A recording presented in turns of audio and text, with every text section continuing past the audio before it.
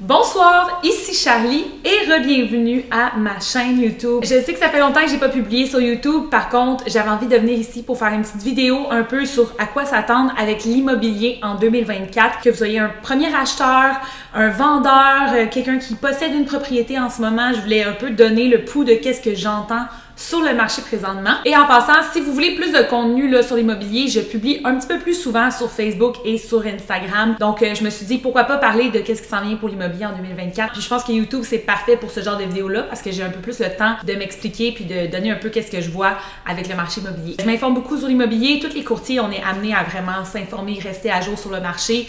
Et aussi, je suis beaucoup sur le terrain. Donc, autant que ce soit en porte-à-porte, que ce soit avec des acheteurs ou des vendeurs. Alors, on va commencer par discuter de 2023 vraiment rapidement, en fait, ce qu'on a vu en 2023, puis en fait, de la mi-2022 à 2023 jusqu'à la fin, c'est un certain ralentissement. En fait, c'est simplement une stabilisation. Honnêtement, l'année 2023 a été une très bonne année pour, une très bonne année. C'est sûr, ça a été une année correcte pour l'immobilier, honnêtement. Il n'y a pas eu d'effondrement, puis il n'y a pas d'effondrement qui est prévu jusqu'à présent pour 2024. En fait, on retourne au marché un peu pré-pandémie. On a un nombre de ventes qui est assez similaire avec ce qu'on pouvait avoir avant, en 2018-19, tout ça. C'est sûr que par contre, au niveau des prix, les prix sont restés plutôt hauts. Oui, il y a eu certaines baisses de prix, il y a peut-être un peu moins de surenchères, il y a moins d'acheteurs sur le marché avec les taux, mais je vous dirais que, étonnamment, les prix sont restés relativement hauts, étant donné qu'il n'y a pas beaucoup d'inventaire sur le marché. Alors en 2023, il y a eu beaucoup moins de gens qui ont voulu mettre leur propriété en vente que par exemple en 2021 ou en 2022. C'est vraiment l'offre et la demande dans ce cas-ci. Puis évidemment, oui, il y a eu une certaine baisse. Peut-être qu'on s'attend à peut-être un peu plus de baisse pour 2024, mais ça reste que tant que l'inventaire est plus bas, ça reste que on est dans un marché de vendeurs. Donc ça n'a pas changé. Nous sommes toujours dans un marché de vendeurs. Quand je fais du porte-à-porte, parfois les gens me disent « Oh, on est dans un marché d'acheteurs, je veux pas vendre ». C'est faux. On est toujours dans un marché de vendeurs pour la simple et bonne raison que je viens de vous expliquer. Les vendeurs ne veulent pas vendre présentement. Et ça fait aussi qu'on a de notre côté peut-être moins d'activité au niveau des acheteurs parce que les acheteurs, c'est aussi des vendeurs. Quand tu dois décider de vendre ta maison pour t'en racheter une autre, si cet acheteur-là n'existe pas, en fait, ce que les analystes disent, c'est que c'est un peu le phénomène l'œuf et la poule. Qu'est-ce qui vient en premier? Les vendeurs ne veulent pas vendre parce qu'ils pensent qu'il n'y a pas assez d'acheteurs sur le marché. Ça fait que ces vendeurs-là ne deviennent pas des acheteurs sur les marchés. Donc, ça fait un petit ralentissement. À la vitesse à laquelle c'est allé de 2000 à 2022, c'était, selon moi, nécessaire d'avoir un certain ralentissement. L'autre aspect, c'est l'inflation. Alors, comme on sait, là, l'inflation, il y a eu beaucoup d'inflation. C'est ça qui a fait monter les taux. Puis, écoutez, moi, je suis pas une économiste non plus. Mais de ce que je comprends rapidement, c'est qu'on a tenté d'augmenter les taux d'intérêt pour justement ralentir un peu l'économie, ralentir la consommation des gens. Et ça a fonctionné. L'inflation a baissé dans les récents mois. Ça, c'est une bonne nouvelle, autant pour le marché immobilier que pour l'économie en général. Et moi, selon moi, je pense aussi que ça va attendre à avril ou mai avant qu'on ait une baisse des taux d'intérêt, simplement pour justement stabiliser le marché et s'assurer que l'inflation ne remonte pas. Les analystes au niveau du marché immobilier, on prévoit environ 75 000 transactions qui vont être faites en 2024, ce qui est un peu dans les normes avant pré-pandémie. Donc, on parle d'une année qui risque d'être relativement bonne. Ce que les analystes prévoient, c'est que le début de 2024, il va y avoir moins d'activité.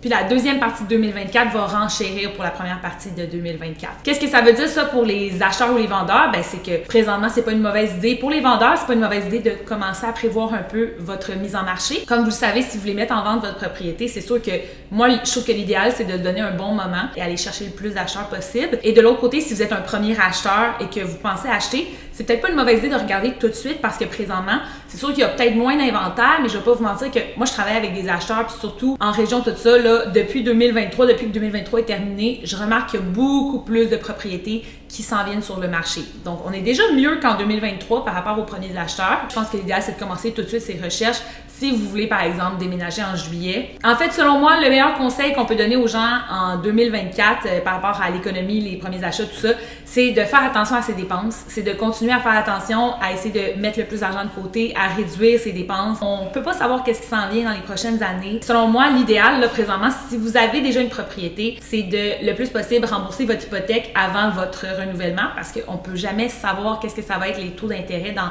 2, 3, 4 ans. Si vous êtes un premier acheteur, et que vous voulez éventuellement acheter, moi je vous dirais le plus rapidement que vous pouvez acheter, le mieux ça va être, le plus rapidement que vous pouvez mettre sur place votre mise de fonds, le mieux que ça va être parce que, comme certains le savent peut-être, en fait, depuis 2023, il y a une interdiction aux non-résidents du Canada d'acheter au Canada. Cette interdiction-là va prendre fin en 2025.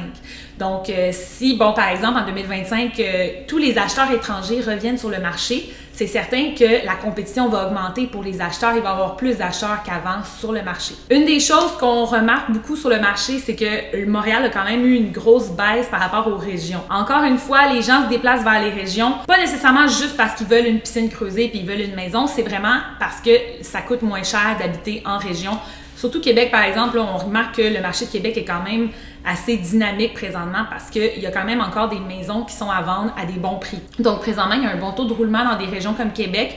Aussi, à l'extérieur de Montréal, tu sais, moi, je travaille avec des acheteurs qui cherchent des propriétés à Terrebonne, Repentigny, tout ça. Si vous saviez comment ça part rapidement, là, les maisons qui sont vraiment clés en main, en bas de 500 000 avec des rénovations, là, ça part tellement rapidement du marché et ça part, oui, en surenchère. C'est sûr que, présentement, ce produit-là est très, très, très populaire. Si vous pensez à vendre éventuellement, puis vous avez une propriété qui répond à ces critères-là, je vous dirais, c'est que vous risquez de la vendre à un assez bon prix parce que oui, c'est de plus en plus en demande. C'est un peu la même chose par rapport aux nouvelles constructions. Ce qu'on a vu, c'est que les promoteurs, tout ça, qui ont des projets de construction de condos, tout ça, il y a eu un énorme ralentissement étant donné que les taux de financement sont beaucoup trop hauts. Donc, les promoteurs qui doivent se faire financer par les banques, en ce moment, ben, ils doivent freiner certains projets immobiliers qu'il y avait parce que ça coûte trop cher. Il y a aussi le coût de la main-d'œuvre qui est rendu très cher et le coût des matériaux.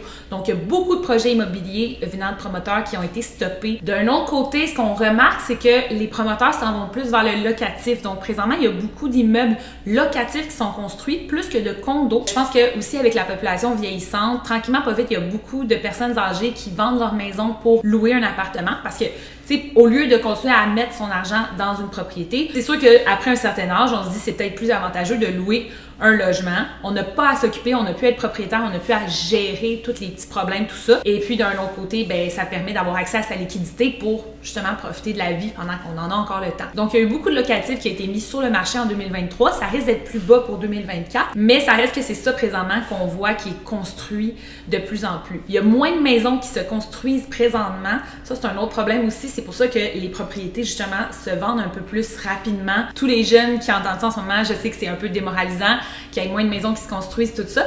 Mais ça reste que le point positif, c'est qu'éventuellement, avec le vieillissement de la population, les personnes qui habitent dans les maisons présentement, éventuellement, vont vendre leur propriété pour s'en aller dans du locatif. Est-ce que ça s'en vient pour demain? Non.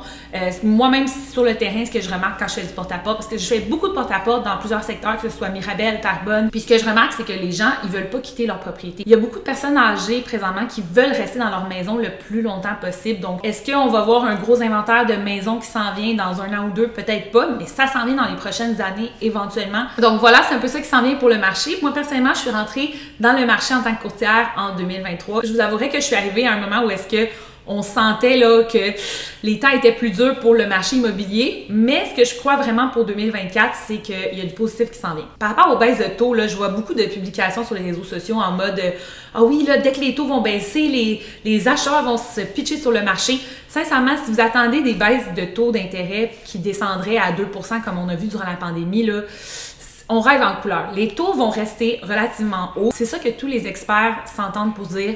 Il va y avoir des légères baisses avec les taux. Mais moi, ce que je vous conseille, là, c'est peut-être plate à dire, mais c'est la vérité. Habituez-vous aux taux qu'ils ont présentement et prévoyez-vous pour votre renouvellement hypothécaire avec un taux plus haut. Commencez à penser déjà, OK, dans 2 ans ou dans 3 ans, il faut que je renouvelle mon taux. Il risque d'être à 5 ou 6 ou même 7 %.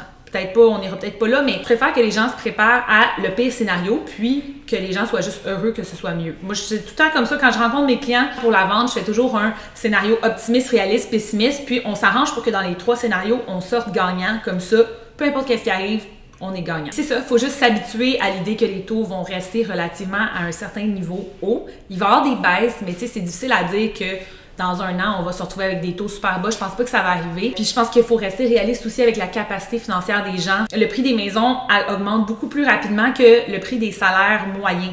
Donc, c'est sûr que oui, à un certain point, si vous voulez acheter une propriété, l'idéal, c'est d'y aller le plus tôt possible pendant que les taux sont hauts, étant donné que vous allez peut-être payer plus cher au début, mais éventuellement, le taux va baisser légèrement puis ça va devenir de plus en plus facile de rembourser votre hypothèque. Et oui, les prix des maisons vont continuer à augmenter. Peut-être qu'un jour même, ça va être plus difficile d'accéder à la propriété pour les générations dans 10, 15, 20 ans. Donc, c'est sûr que si votre rêve, c'est de devenir propriétaire, attendez pas à dans 5 ans pour le faire. Je pense que c'est mieux de commencer plus tôt, puis peut-être d'acheter quelque chose qui est moins à votre goût, mais qui va rentrer dans votre budget. Moi, je pense qu'on est dans un temps de, justement, garder son argent. C'est ça un peu la hausse des prix. Le but, c'est de ralentir l'économie, que les gens arrêtent de dépenser autant. Je pense que si vous avez des projets, que ce soit immobilier ou quoi que ce soit, c'est le bon moment de se lancer, mais de se lancer prudemment. Alors voilà, c'est un peu à ça qu'on peut s'attendre pour 2024. J'espère que vous avez apprécié. Si vous avez des questions par rapport à l'immobilier, n'hésitez pas à m'écrire, à me texter, à m'envoyer un courriel ou à commenter juste en bas. Je vais essayer de répondre le plus possible aux commentaires. Si vous êtes curieux, vous voulez peut-être acheter votre première propriété, aussi contactez-moi. Moi, ça va me faire plaisir de vous accompagner dans le processus de votre premier achat. Surtout